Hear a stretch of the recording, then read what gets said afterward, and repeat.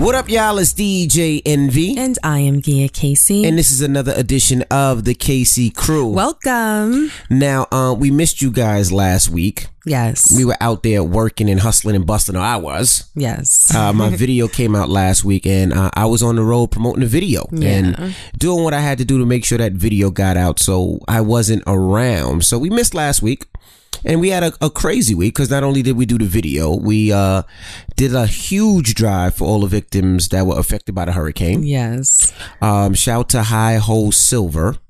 High Hole Silver is a company that donated their 18-wheeler. Incredible. And their time. So they actually donated their 18-wheeler and said that they would take the goods to Houston for us. Yep. Which was amazing, all free. And I'll tell you a quick story. He purchased the 18-wheeler, and he purchased the 18-wheeler for $1,500, which was a steal of a price. Beyond. And he was so happy that he bought this, and I'm talking a huge 18-wheeler. Tractor trailer for $1,500. So he said he wanted to pay it forward, meaning he just wanted to give back. So he was actually listening to Sway. Shout out to Sway in the morning. And he called Sway and said, "Hey, Sway, I got this 18-wheeler, whatever I could do to help the people in Houston, I want to do." Right. So Sway gave him Bun B's wife's number. Bun B, a rapper from Houston, gave him his wife's number, and he called Bun B's wife. Now, Bun B's wife set it up to basically where we could have this trailer. Now, Bun B called me and said, "Envy, my wife called me and said, we got this trailer and we could load this stuff up, but we need your help to pack it up." And I said, "Okay, let's do it." Now, he also called another friend of mine. His name is Mike from Packers. Now, Mike owns a sneaker store in New Jersey, actually a couple of sneaker stores in Jersey. So we put this play together. It was like a big triangle offense. And it happened so fast. We got the permits from Teaneck, New Jersey. Shout out to Mike from Packers. He got the permits. We set up this empty 18-wheeler in Teaneck, New Jersey, and I was just calling people, trying to text people, talking about it on air and social media with the help of the Breakfast Club. And we packed that 18-wheeler up. Listen, oh my gosh, it was so incredible to be out there and see all of the people that caught wind of this drive that we were doing for the hurricane relief and drove for hours. There were people that drove 4 hours to get there, and they came with carloads of water, Pampers, food, clothes, supplies, right, cleaning supplies, baby things, car seats, high chairs, things for elderly people. And the way that it worked essentially was the tractor trailer was parked, it was open, and cars would just pull up. We would unload their vehicles and get all of the items in the truck. Correct. And it was happening at such a fast pace that we couldn't get the things out of the car into the truck fast enough. So right alongside, there was mounds of items and supplies, and we were out there until the evening after the drive was over, just loading up that truck.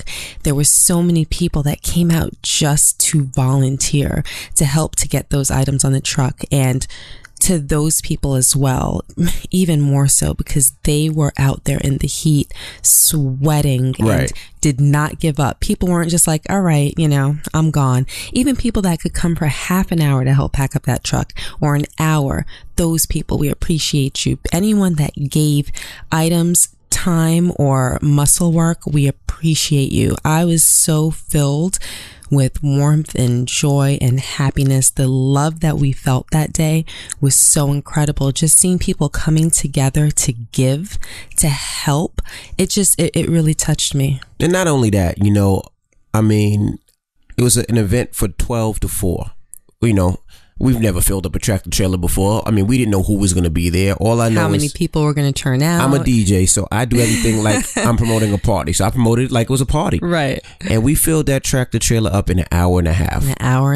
And we had to turn people away because it was just so many things, so much stuff. People were... And this truck was packed to the ceiling. Correct. There were volunteers in there that were climbing up on cases of water. The way that they set it up, kind of like steps to get up to the top. Everything was filled to the ceiling. Right. with stuff. Right. It was amazing. I mean, like I said, it took an hour and a half to pack this thing up, and we had to turn people around, because we just had too many things, and there was a lot of people helping. I mean, so many different people that came out there just to, Man, guys, so let me help you. There was one dude where this was an amazing story. The guy was from Atlanta. He's from Atlanta. He flew up because he said, I had a day off of work. He said, I heard what you guys are doing on the radio, and I just want to help. And he flew up from Atlanta just to help. For the day. Just for the day, just to help with manpower to load that truck. And let me tell you, when we were talking about loading up this truck and getting all the supplies, I didn't calculate the manpower that was going to be needed to pack that truck up. Yeah. I was like, people going to drop off the stuff. It's going to be cool. That day when I got there, I was like, wow, how the hell are we going to pack all this water, all these supplies? The look on your face when we had to stop accepting donations because we were pretty much redirecting people to other local churches that were also accepting donations. And when the line finally stopped and Rashawn looked at it looked like a city of clothes and supplies. Of clothes and items and supplies. The look on his face was just like, how are we going to get this all on the truck? And I'm like, don't worry. We'll do it. Yeah. It doesn't matter how long it takes. It doesn't matter how many breaks we have to take. If we're out here till midnight, we're going to get it all on the truck. Hopefully everybody else has the same mindset. And they did. There were people out there. Some people had their kids. There was a little, Tim, how old is his daughter?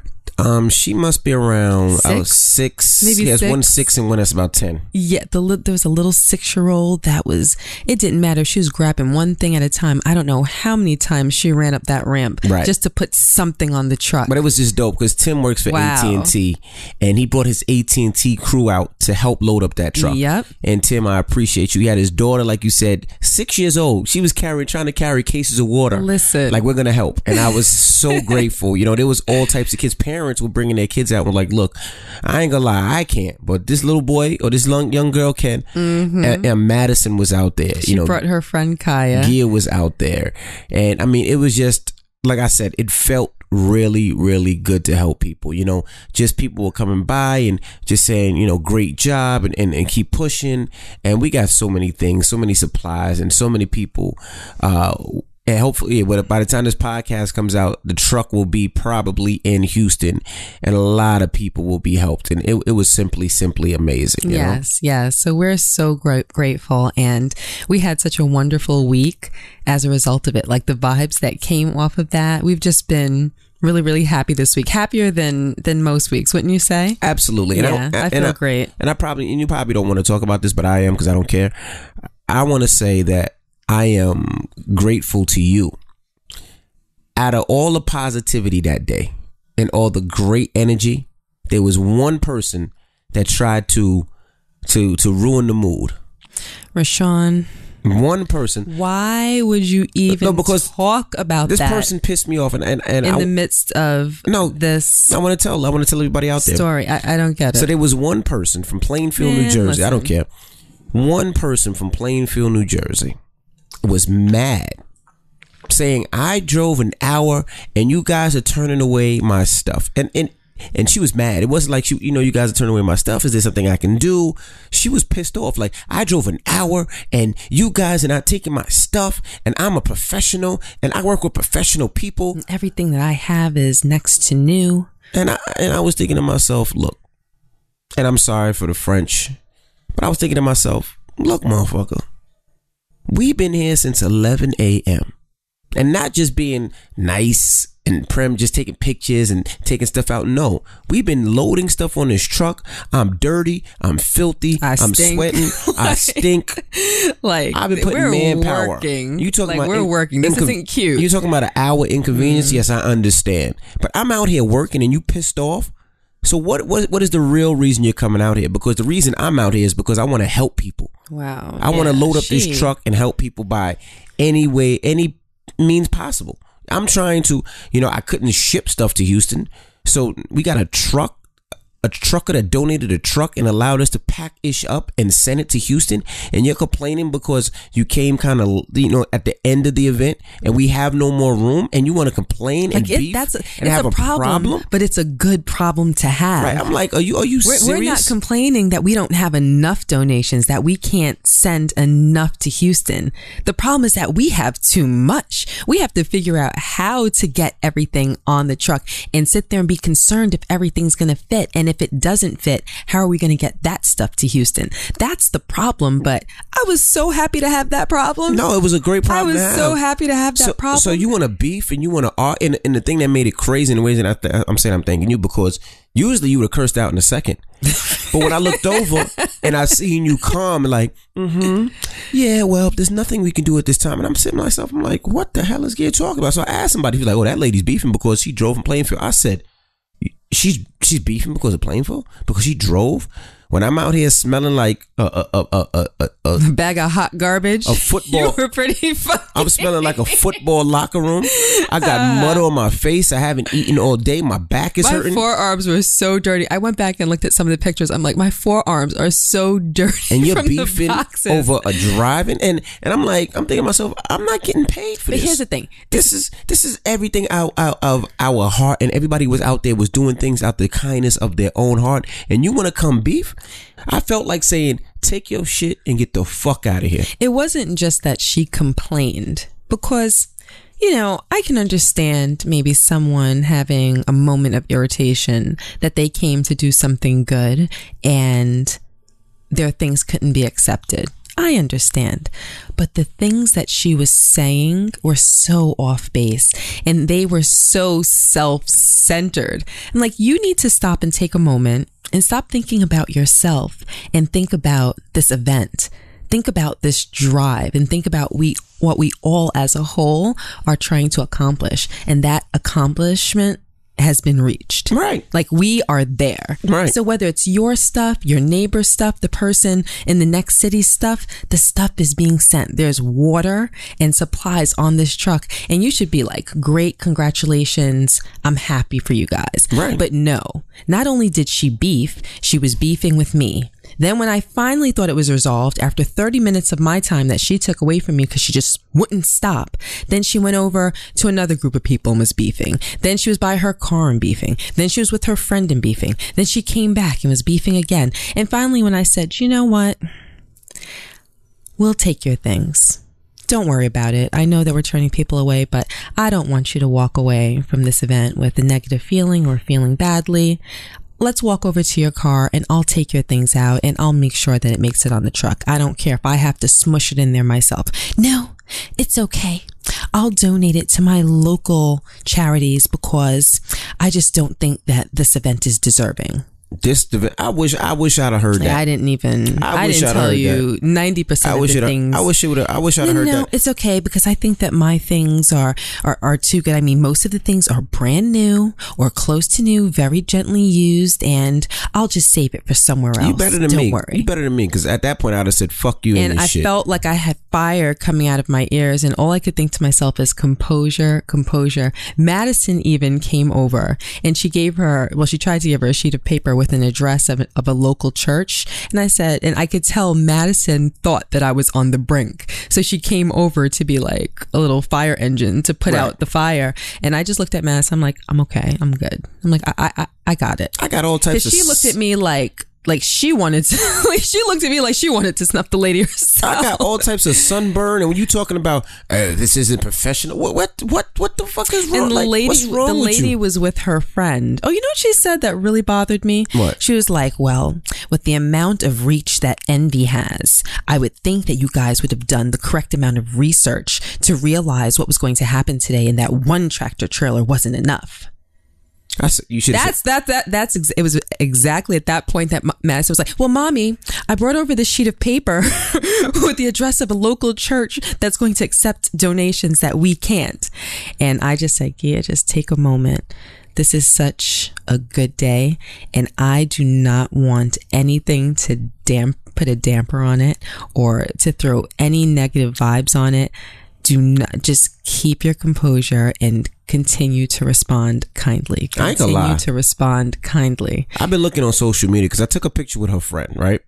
Her friend was nice. Her friend was very nice. And we took a picture with her friend. And I've been waiting for her friend to post a picture so I can find her. See, this is the level of pettiness that you were talking about. I've been looking for her friend to post a podcast. picture so I can stalk her friend's page and find her.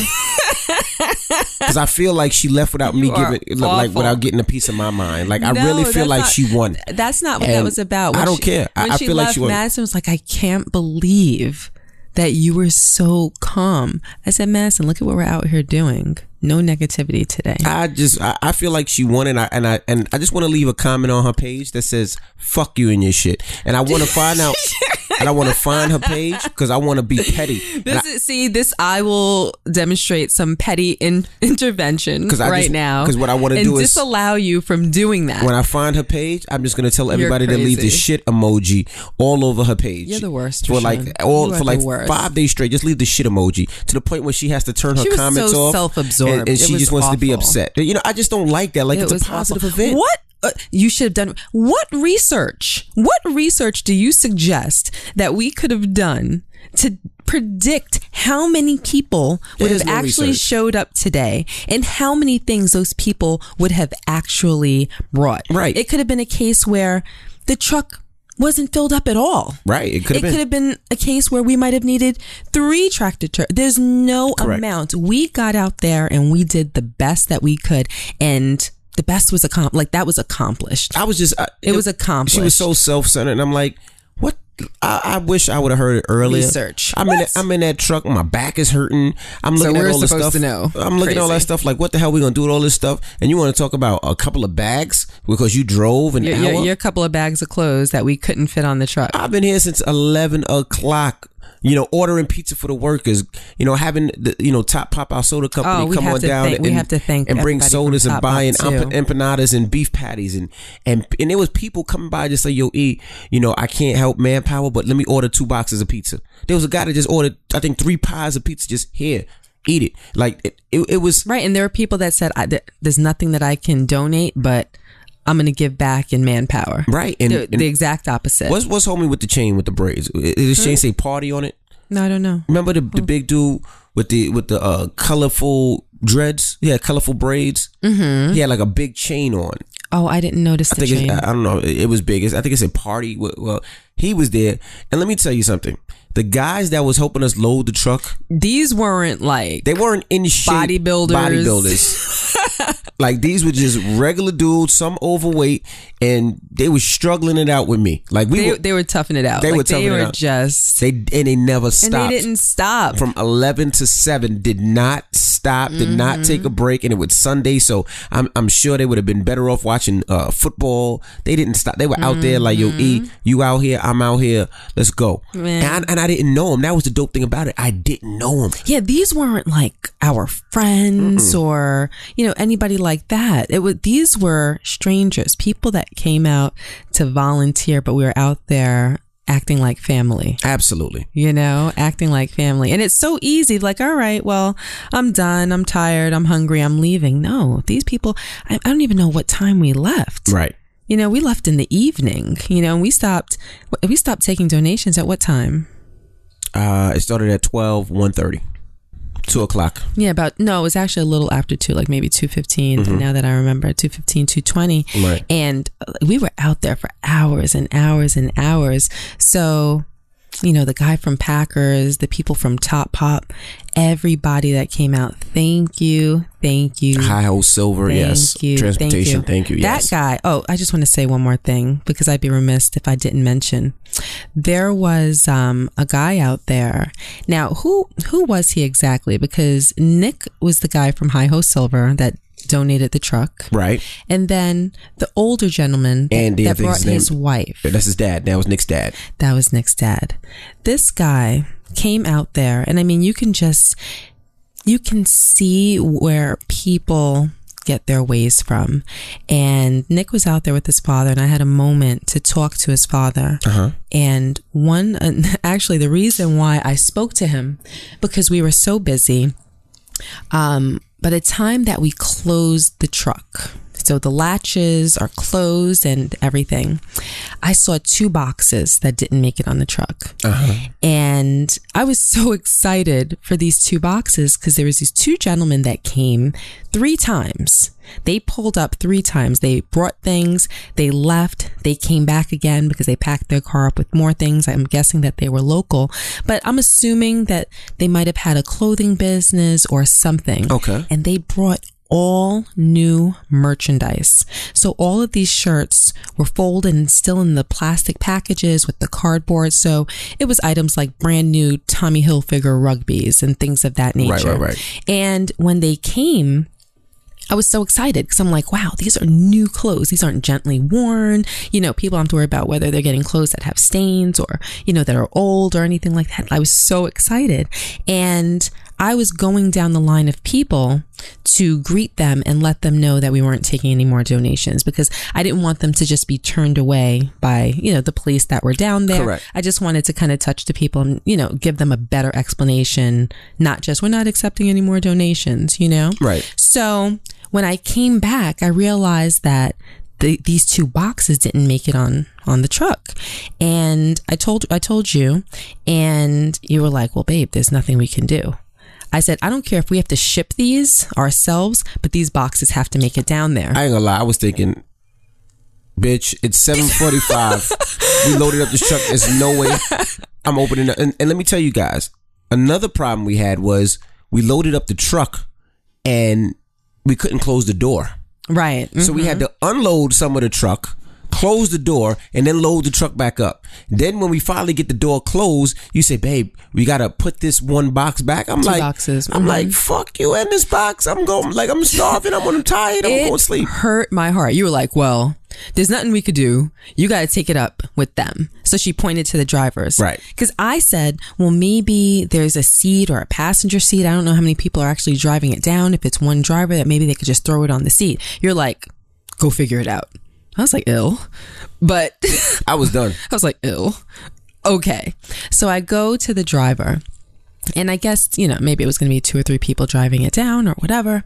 And I said, listen, of all the things that made it on this truck, I didn't really have the opportunity to see the clothing itself. I said, but these 2 boxes are brand new and it would hurt my heart to know that it didn't make it down there and that somebody wasn't getting these clothes. Right. And I said, is there anything that you can do? So they said, well, let me see what you're talking about. They wanted to see if it was worth it, you know? Correct. So they came over, I showed them the boxes. I'm like, look at all this new stuff. And you said his name is Andy, did you say? I believe his dad's name is Andy. Yep. His dad's name is Andy. He said, well, you know what? We're going to see what we can do. So then the driver said, you know what? I'll just put it in my bunk or my bunker, A bunk. Yeah, they have a bed in the back of that cab. I guess that's where they sleep. Right. And he said, even if I have to, you know, take everything out of the boxes and just put it there and then unload it when we get there, that's what I'll do. I said, thank you so much. And then the guy, Andy, he was like, you know what? You're kind of like me. You know, you have a big heart like me. Is there anything else that you really want to make it on this truck? Because then maybe, you know, I'll figure out a way to fit it or something. I said, all right, well, if you take a walk over here, there's this stroller, there's this, there's this, that. And I said, these are good things. There was, somebody brought a lot of honey, like a whole lot of like new cases of honey. Correct. I said, this has to make it on or else I'm going to send it. And he was like, all right, you know, don't worry about it. I'll take care of it. So I got to talk to him and he was injured years ago. Mm-hmm. He was doing another hurricane relief years ago. I don't remember what state, but he was injured very badly. Mm-hmm. And he was in a body cast for 17 months. Wow. So he described himself as a cripple. And he was out there still helping. He said, you know, it took me a long time to, you know, get things on the truck or to do this or to do that, but I just wanted to help. And I'm like, wow, that's where your son gets it from. Right. Then he went on to tell me about his wife who came out there and was sitting behind the truck. I don't know if you had a chance to meet her, but she has cancer. She has lung cancer and some other forms of cancer because it spread. And she was out there. Right. You know, and you just look at people like that. And I'm like, wow. That's why your son is so great. Right. You know, and it It's important for us to have inspiration in this world, because sometimes it's so easy to get caught up in our own ways and in our own needs, and to look inward and not look outward. And when you're around people, you get to experience people that are always looking outward and always thinking, well, what can I do, or how can I help? It inspires you. And if you're already that sort of person, it just fuels you to do more. So I left with a very, very good feeling, just having had the opportunity to meet him, his wife, and his son. Well, not only that, and the dope thing about it is, that morning his truck broke down. Oh, yeah. Mm-hmm. The guy who was donating the truck. Now, if you know anything about trucks, and I'm sure you don't, because I didn't know anything about a truck. Well, I mean, you do know this part, but there's an 18-wheeler, the bed, right? That I guess they call it the bed, which is just the empty tractor trailer. The container, the huge. Container. And then there's the actual truck that drives it. Well, his truck broke down that morning. Right. And had to be fixed. So he wasn't going to make it. So he called a friend of his and was like, hey, right, I know you have another job, but we're doing this. Can we borrow your truck? Mm-hmm. And he brought his own truck. So we were going to get there regardless. Mm-hmm. So hopefully, I mean, he's probably on the road right now. The truck might not have got there as of yet, but I just want to say thank you to High Hole Silver. Now, their main business is they take cars up and down the highway. That's their main goal. That's their main job. Take cars up and down the highway. They transport cars, like from New York to Miami, or that's what they really do. Like old people that are moving to Miami or that go to Miami for the winter, they transport their cars to Miami. That's their main business. Oh, okay. So their business is called High Ho Silver. Right. Okay. So they took a week off of transporting cars to do this for people. Incredible. So thank you. Now, last week, before we closed out the show, not even last week, 2 weeks ago, before we closed out the show, we were talking about eating healthy and just living a healthy lifestyle. Yes. And that's why I wanted to start today. Okay. We both made a pledge and we said we were going to eat and consume healthier products. Okay. Yep. I said it was a consideration. I wanted to explore that a little bit more with you. Right. And I wanted to see what you thought. I started, I say a couple of weeks ago, I tried the vegan thing. Is it vegan? Mm-hmm. I tried the vegan thing. I never know if it's vegan or what's the other one? Vegetarian. Or vegetarian. I don't know which one it was. I said, I'm not going to eat meat. I'm just going to eat vegetables and fish. That's what I said. That's what you said. I did it for about 10, 15 days. Did you do it? I feel like that's an exaggeration. I did it for about 15 days. You didn't just eat fish for 15 days. I sure did. It was, all I had was salmon and tuna and shrimp and lobster tails. Well, that's not vegan. I don't know what it is. Just so you know. But I just tried to eat, I just wanted to be more healthier. Okay. And I couldn't do it. Yeah. I don't want to, try to categorize whatever our aspiration is. Mm-hmm. Because I don't want to be in a box of vegetarian or vegan. I'm not even saying that we're doing that. I'm saying that we need to have the conversation of how we want to eat better and how we want to introduce those habits to our children. Right. Because we both have had a lifetime of eating whatever. Right. When I say whatever, I mean just, indulging and not having any boundaries or anything when it comes to food, what time you eat, or essentially it really is the quality of food. Right. I like food that's good. Right. We do. But we also indulge in fast food sometimes because we're always on the run, and sometimes that's the easy thing to do. And not really for the kids though, but more so for us. Right. Yeah. So we said that's one thing that we're going to definitely cut out, fast food. Hold on. Well, you might have thought that. We haven't talked about this. So is that something that absolutely you want to do? Yeah, I completely cut out fast food. Right. I mean, I've already been on that wave where I try not to eat fast food. Like fast food has to be the last option. I'm starving. There's nothing open. I have to eat this because I'm going to pass out and die. That's the only reason I'm going to have fast food. Okay. So fast food has pretty much been out my diet. But now it's just a matter of see, my problem is I'm a sweet guy. Mm-hmm. You are. Mm-hmm. I love you a cookie. I love me chocolate chip cookies. Yes. I love Trolleys, Trolleys, I think. Trolleys, I don't know. The sour worms are amazing. They are good. I love Chuckles. You hate Those chuckles. are awful. And I hate chuckles. the way your breath smells after you eat a chuckle. It is awful. Well, I love chuckles. So those are the things that I said I'm going to cut out. And I try to make sure that there's no candy in the house anymore.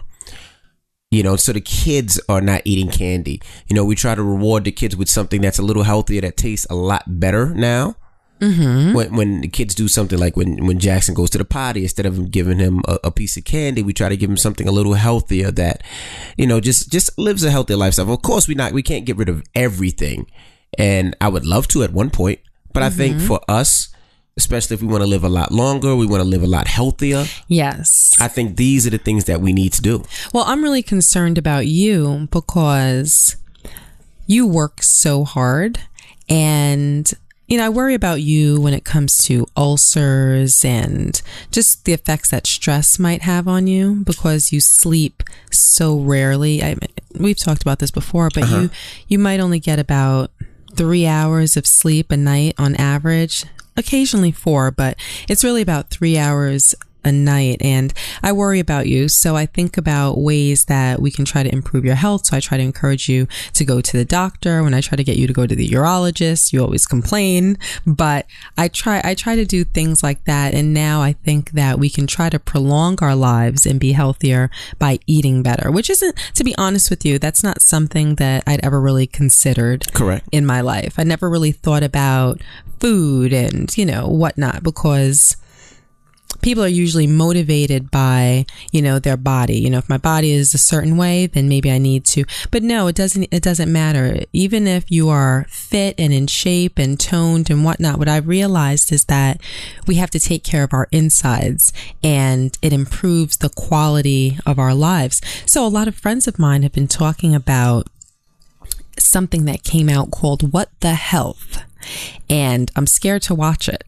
Yeah, I watched a clip of it. And Did you watch a clip of it? You didn't tell me when. I mean, every time I go to the barbershop, shout to Jose, he plays something new that he's into. And now he's a vegan, so he played a little bit of it. And it shows the process of how, you know, they prepare food, whether it's catching the fish or it's, you know, I guess it's herding the chicken. Is that what it's called? I don't think it's called that. Well, getting the chicken people together. Know people know you're talking getting the chicken about. together and killing them.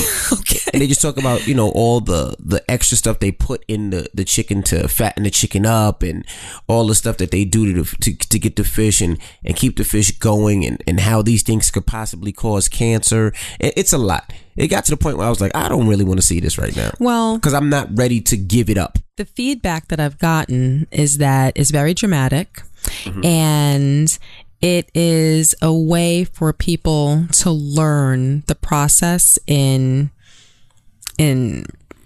like you said, catching, like obtaining the animals and what they go through in the preparation for food that's not healthy for you. But I heard that it's kind of, well, people's take is that it's very sensationalized, but that the message, the overall message is there. Right. But I'm scared to watch it because I've heard that people across the country are watching it and going vegan as a result. They only last a vegan for like a week though, because it's hard. It's difficult. Well, I don't know. I heard that there are people that are, you know, very successful at it. And Jose, it's funny, he came to the house one day when right at the onset of him going vegan. Okay. And he was and I think it was because he watched What the Health, because he was one of the people that shared some feedback with me. And he told me that after 1 week of going vegan, and these were his words, that his mental is so clear.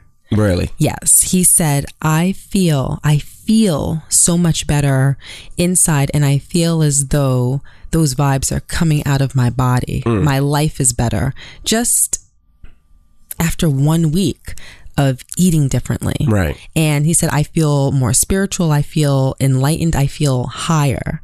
And I said, really? Just because of what you're eating? And he said, yeah. And, you know, like I said, I've talked to a few other people, and people are having similar reactions to going vegan. Our best friend Rashid is vegan. Correct. I mean, he's hella difficult to eat with, but he's vegan, and he said the same thing. He said, I feel better. I feel inside as though I'm going to live longer. Correct. So it makes me absolutely want to watch it, even though I was scared of doing so. So I'd like to watch the entire thing with you this week, if you'll watch it with me, and then we can share our personal feedback with people, because it's a thing now. Like this I don't even know what it is. Is it a documentary? Is it a movie? Like, what is it? I think it's a documentary. I think it's a documentary based on just health and things. Okay. So whatever it is has really gotten to people. So I want to see what it's all about. Even if we don't take on those exact practices, eating practices in our home, I want to be educated as to what it is. Correct. So you going to watch it with me this week? Yeah, I'll watch it with you. Okay. So based on us talking about eating healthier, how do you think we should, have our family and conduct that in our house? Well, I think that it starts young. So with the babies, I think that'll be something easier to take on. With Madison and Logan, I think it'll be a lot more difficult, but I think it's like a weaning process. I don't have any intention of becoming vegan or a vegetarian. I'm not saying that after watching this, that won't happen, but at this very moment, during this conversation, I can't see that for me. Can you possibly see that for you? Giving up meat? Yeah, that's you can see yourself giving up meat. All right. Well, first is do you consider seafood meat? Vegetarians and vegans. See, that's what I was referring to earlier when I was talking about being put in a box. Pause. I can't. Vegans don't eat anything that comes from animals. So they don't eat eggs. They don't eat cheese. Nothing that is a byproduct of an animal. I can do it. I just need a definition of like all the vegan products, because I be eating stuff sometimes. I be like, well, that has egg in it, and egg came from this. And I'm like, look, I ain't got time to be figuring all this stuff out. Just give me something green and a piece of shrimp. Well, let's start with this. Can you see yourself giving up meat and seafood? No. Okay, so maybe just meat. I could do meat. You can see yourself giving up steak and chicken? Yes. Really? For a lifetime? I don't know for a lifetime. I could do it for a little bit. See, this is my thing. You're very wishy-washy with things. I am, because and I know that if you give me the ability to be wishy-washy, like one toe in, one toe out. Like, I either have to be all in or all out, because if not, then I give myself too many allowances and my goal isn't reached. That chicken satay be good, B. I'm not even gonna sit here and lie. That chicken satay be good, B. And sometimes the steak be good. Like I said, I'm not trying to give it all up. I just want to cut it down. I'm not gonna sit there and be like, I'm Mr. Healthy. No, I just want to cut it down a little bit and stop eating as much, because we eat a lot of meat and we overdo it. Like when we go out, if you ever go out with us to dinner or lunch or breakfast, we overorder. We order 6 appetizers, 2 entrees, 3 sides, all types of stuff. You don't care that I'm choking to death? It's okay. No, you was good. I was watching you. We order all that food, and it just be me and you. Yeah, we're serial overorders. And then we take it home, and then the next day we wake up in the morning and eat it again. And it's breakfast. Like that's what we do, and like. It doesn't matter where we're at. Like the other day, we were at TGI Fridays. Now, this is the first time we've been to TGI Fridays in a long time. Like 10 years. Right? So we went to TGI Fridays, and it's a whole new menu, and we didn't know what to order. So what did we do? We ordered the chicken and shrimp Cajun pasta. We ordered, what kind of soup was that? Broccoli cheddar. You offered broccoli cheddar. Then you ordered a steak. I ordered a steak. With Parmesan cheese. Ribs. You ordered ribs. Then you ordered Jack Daniel's ribs. Then you ordered just regular broccoli with cheese. I ordered the shrimp Fridays. And there was one other thing we ordered. There was something else. The steak came with mashed potatoes. I ordered a side of. You ordered shrimp Fridays. Fried shrimp with French fries. Yes, but it was just me and you. It was just me and you. But I thought that we were real light at Fridays, because usually when we go out to eat, we order it'll just be the two of us, and we'll order maybe like 5 or 6 appetizers. Because we just want to try everything. And then an entree each. Right. We just want to try everything. And for us, I just love that you're so okay with that. Yeah, I love that we mesh where that's concerned, because I think most other people would look at you sideways. Yeah. But I might only take 3 or 4 bites of that, but I want it. Right. But one thing about me is, one thing that I can't do is waste food. Right. I don't know why. It's not even necessarily that I was raised that way. Some people are raised that way. And, you know, my parents would be fine if I left food on the plate, but I was never okay leaving food on a plate.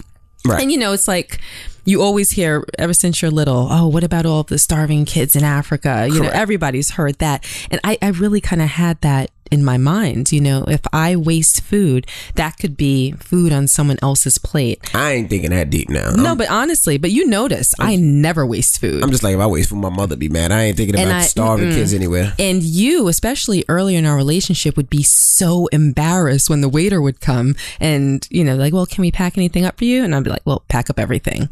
And you would just look at me as though I disappointed you. Correct. Like I just embarrassed you because I'm taking leftovers. But over the years, you've gotten with the program. Absolutely. But I take my leftovers home and the next morning, that's what I eat for breakfast. If I had a ribeye for dinner last night and it was, you know, too many ounces, next morning for breakfast, I'm heating it up and that's what I'm eating at 8 a.m. Absolutely. You know? Yeah. But going back to the health part, how could we change with the our kids? lifestyle and our family so that the kids are eating healthy? Because people are like, well, what can I do? Like, what are you guys doing? I tell you what we're going to do. We're going to watch it this week and then we're going to make a plan, a solid plan that we can agree on.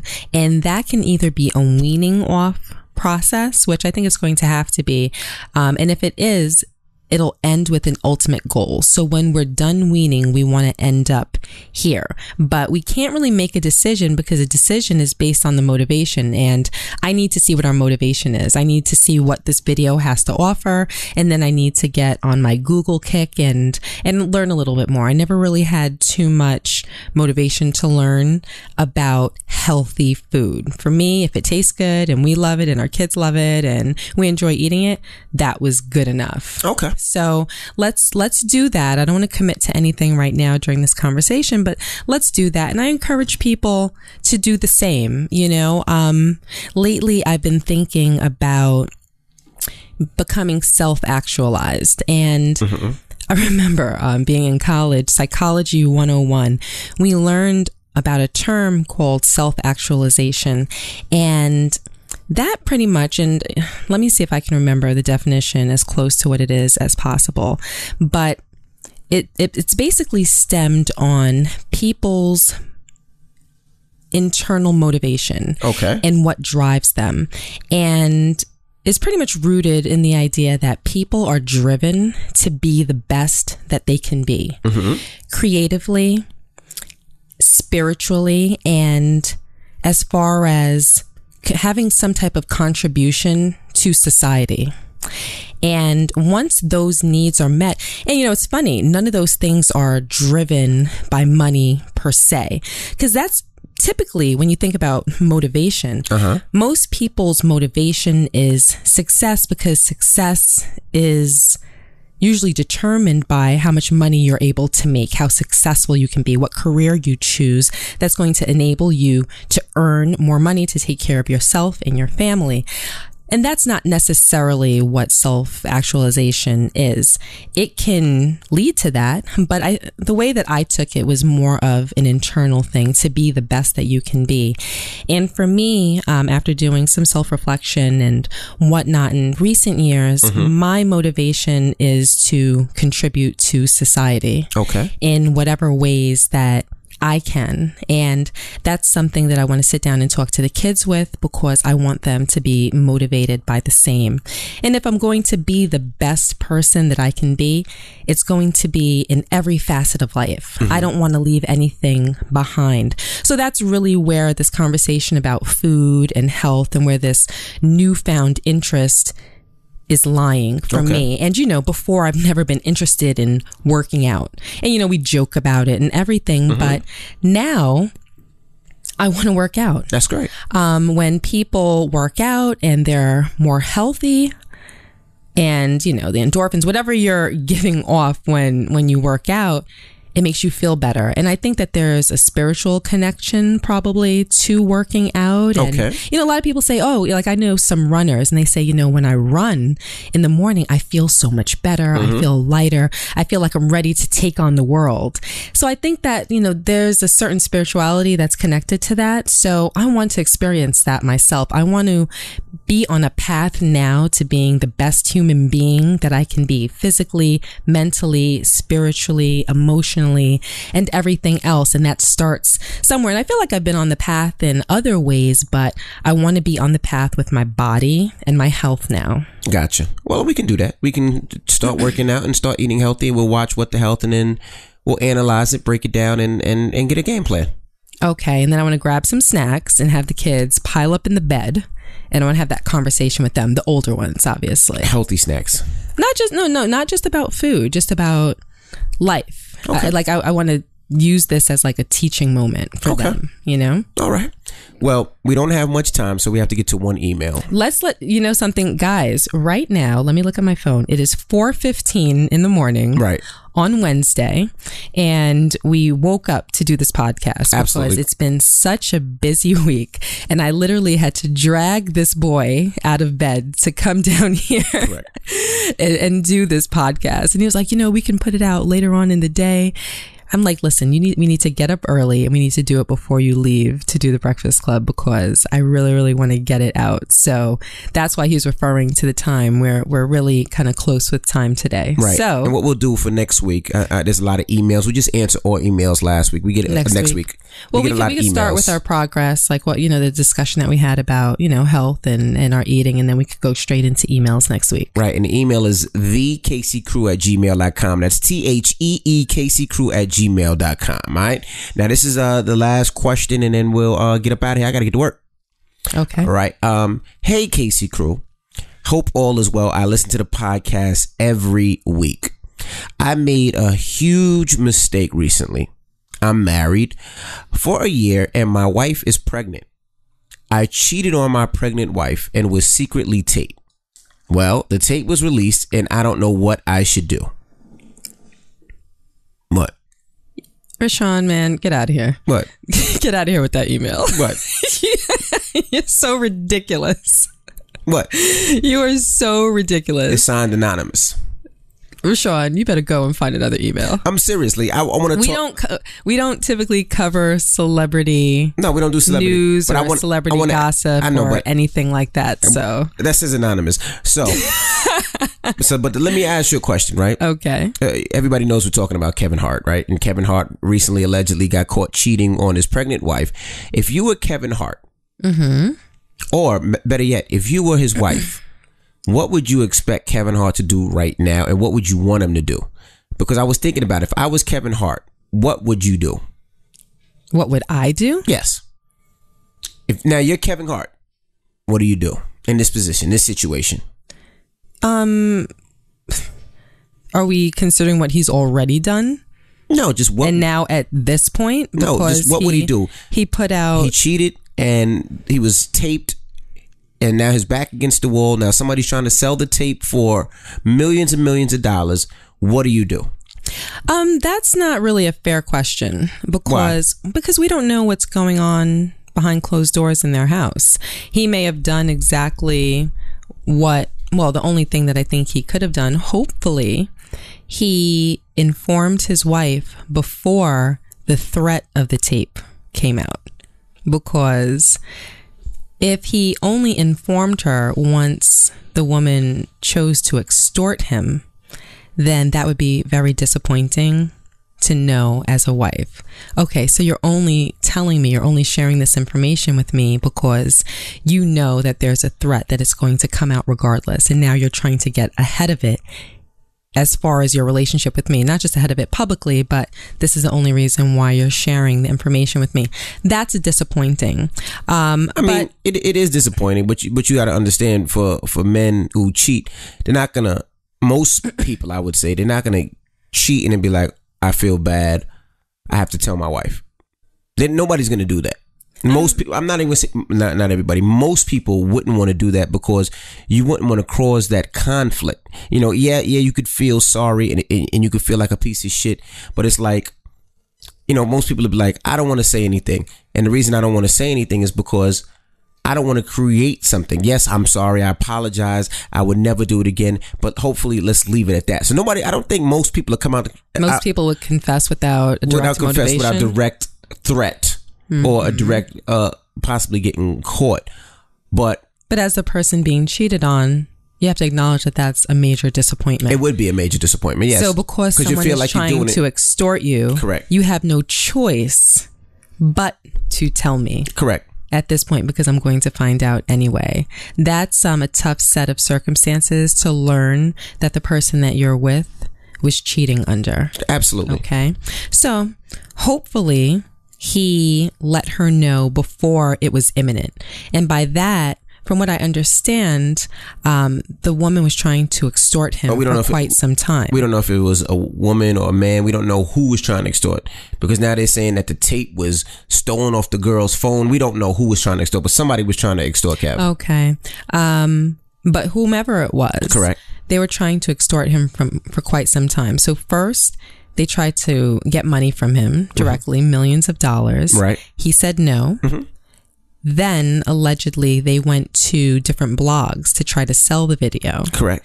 And from what I understand, allegedly, Kevin had already gotten ahead of them when it came to the blogs. I'm assuming that he has good relationships with the blogs, as a result of dealing with them for years. So the blogs didn't buy the tape. Well, not only that, it's against the law to post footage of video of me when I'm not aware that you're taping it. So most of the blogs that posted it, Kevin Hart's lawyers shut the blog sites down. Okay, so she wasn't able to profit off of it in that way. Correct. So, excuse me, I don't know if it's a he or a she, whomever it was. Right. And then at that point, the extortionist just said, hey, listen, I'm going to put it out regardless, just as a form of spite, because I wasn't able to make anything monetarily off of this situation, which is utterly disgusting. But to me, I feel bad for two people in this situation. Of course, I do feel bad for. I hope it's Nico and the baby. Absolutely, I feel bad for Kevin Hart, Kevin Hart's wife, Kevin Hart's wife's family, Kevin Hart's family, and then I also feel bad for Kevin Hart. Even though what he did was absolutely, positively, utterly wrong, there's no excuse. That was a setup. Absolutely. That was a setup. But hold on, can I just ask you? Sure. So we saw the video. Correct. Okay. And on the video, is the video released? Have people seen it? I'm not sure. Is it? I don't know. I don't know if it's released on a public platform yet. I'm not sure. Okay. So the way that it begins is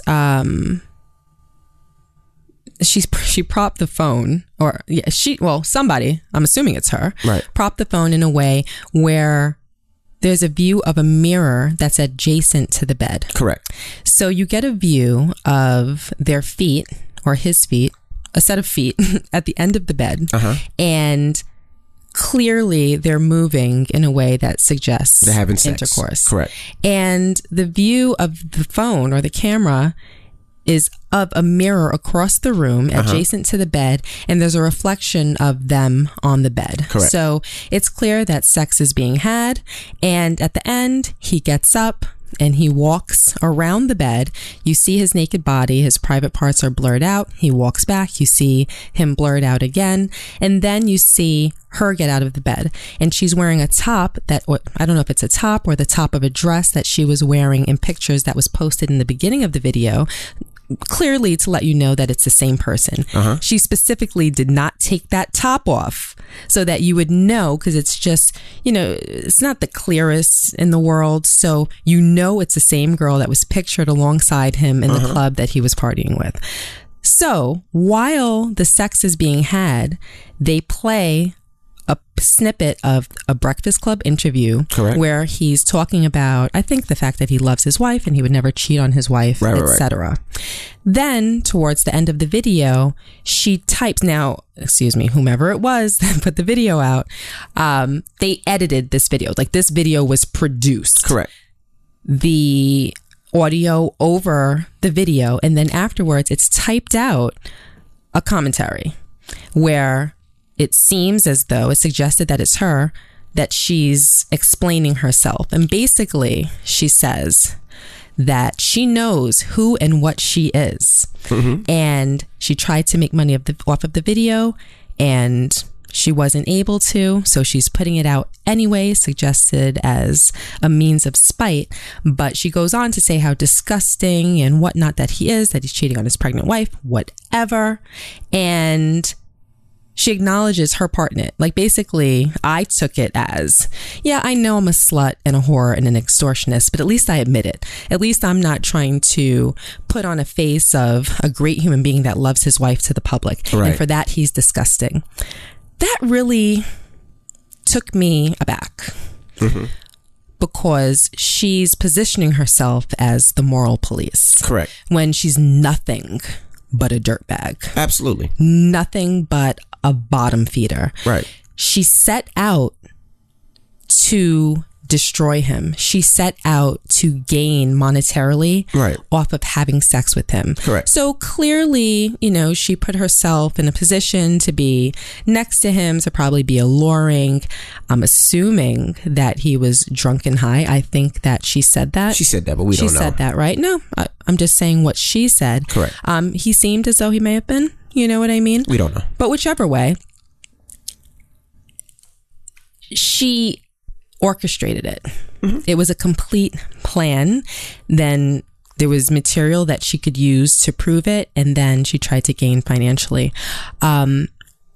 There's nothing sadder. There's nothing sadder.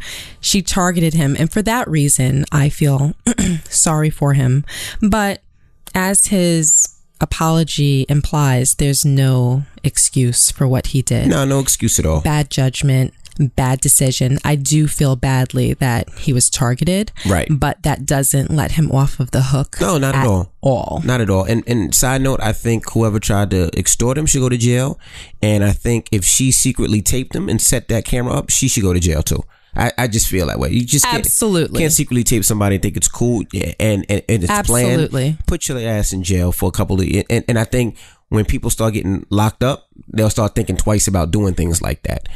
But you know, the question I was saying is, people ask, you know, well, if you were Kevin Hart, what would you do? And this was my explanation. I'm sorry, but you asked. I mean, what else could he do?